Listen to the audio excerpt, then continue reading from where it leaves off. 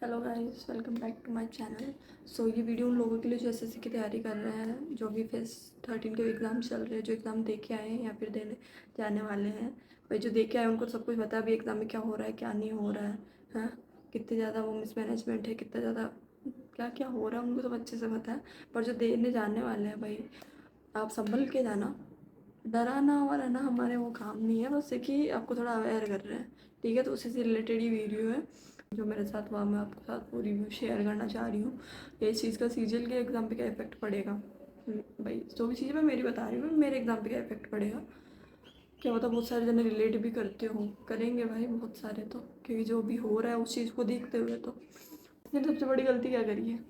हमने जब enter thesis के पास था भाई, हमने रिफॉर्म की मांग करी थी, रिफॉर्म की जगह डिफॉर्म हो रहा है।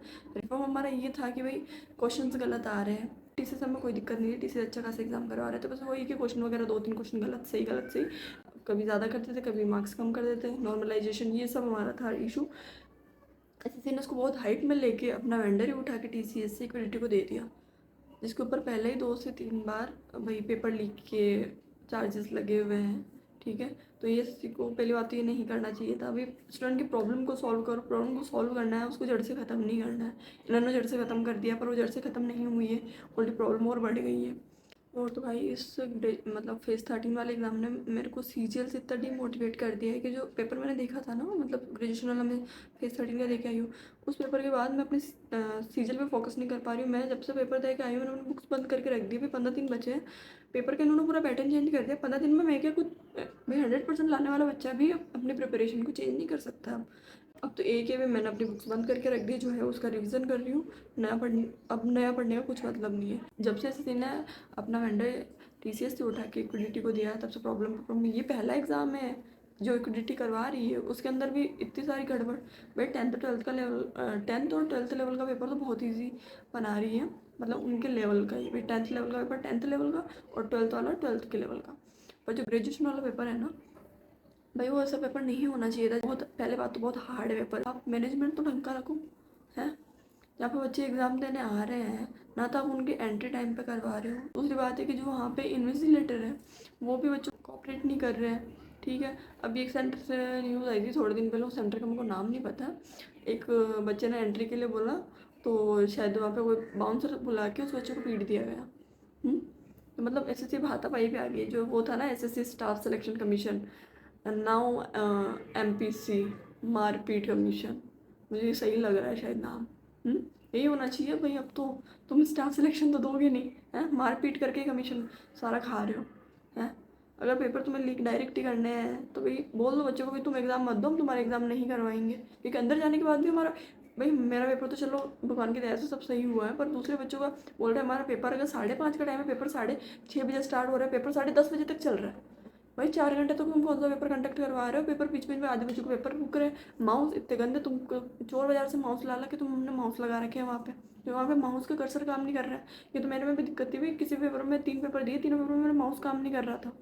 और ना, और जो उन्होंने पेन दे रखे 25 पैसे वाले पेन नहीं आते थे पुराने ज़माने में, वो 1 रुपये के 2 पेन या 4 पेन आते थे, वो वाले पेन, जिससे आप एक वर्ड भी कंप्लीट नहीं लिख सकते। अगर कोई इक्वेशन आप कर रहे हो तो एक वर्ड लिखने के बाद फिर से उसको ऐसा कर, किसी रफ पेपर पे ड्राइंग बनाओ उससे, फिर वापस से एक वर्ड लिखो, फिर वापस वो ड्राइंग बनाओ। भाई हमको क्वेश्चन सॉल्व करना है, तुम्हें पता भी है 25 क्वेश्चन रीजनिंग है, 25 क्वेश्चन मैथ के, 50 क्वेश्चन के अंदर। हाँ, 50 क्वेश्चन तो हमारा सॉल्व वो होता है भाई, मैथमेटिकली हमको सॉल्व करने हैं। उन क्वेश्चन के अंदर सिर्फ हमको 60 मिनट्स मिल रहा है, और 60 मिनट्स में सिर्फ 2 ही सब्जेक्ट नहीं है हमारे पास, इंग्लिश और जीके जीएस भी है। वही क्या हो रहा है। और भाई तुम इतना सब कुछ कर रहे हो, बच्चे एसएससी की तैयारी क्यों करते हैं? क्योंकि भाई यूपीएससी की तैयारी वगैरह, जैसे आरएस हो गया, यूपीएससी हो गया, कोई भी स्टेट वाले एग्जाम हो गया, उनकी तैयारी करना बच्चों, बहुत सारे बच्चे अफोर्ड नहीं कर पाते हैं।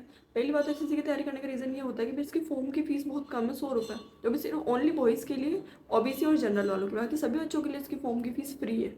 ठीक है, और अब वो फ्री ऑफ कॉस्ट आप यूट्यूब से कहीं से भी एसएससी की तैयारी कर सकते हो, इफ़ आप डेडिकेटेड हो एसएससी को लेके, तभी बच्चे इसकी तैयारी कर रहे हैं। और उन्हीं बच्चों को आप सेंटर ले जाके कहाँ पे दे रहे हो, 500-500 किलोमीटर दूर है। किसी को अंडमान निकोबार, भाई किसी का स्टेट भी तुम चेंज, नॉर्थ वाले को ईस्ट में भेज रहे हो, साउथ वाले को नॉर्थ में भेज रहे हो तुम, हैं भाई इससे क्या हो जाएगा? तुमको कौन सा कमीशन मिल रहा है मेरे को तो ये बता दो। अगर वो इतना दूर जा भी रहे हैं अपने एग्जाम के लिए, तो जो कमीशन उनका जाएगा वो ट्रांसपोर्ट को जाएगा, तुमको तो ऐसे भी नहीं जा रहा है।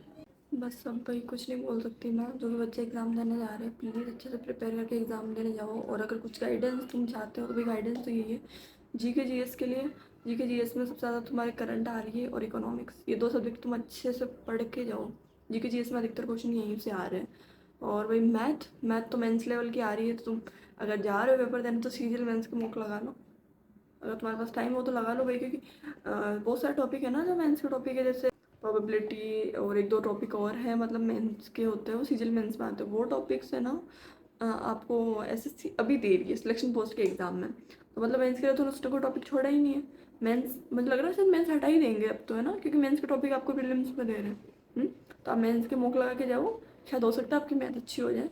और रीजनिंग बैंकिंग वाली आ रही है, ठीक है, मतलब रीजनिंग भी वैसी है। और इंग्लिश प्रीवियस ईयर, क्या होता है प्रीवियस ईयर? प्रीवियस ईयर कुछ भी नहीं आ रहा है इंग्लिश में, सब नया आ रहा है, ठीक है। तो बस वही है, डरा नहीं रही हूँ मैं किसी को, बस एक जो भी पेपर देने आप जा रहा है भाई, ऑल द बेस्ट।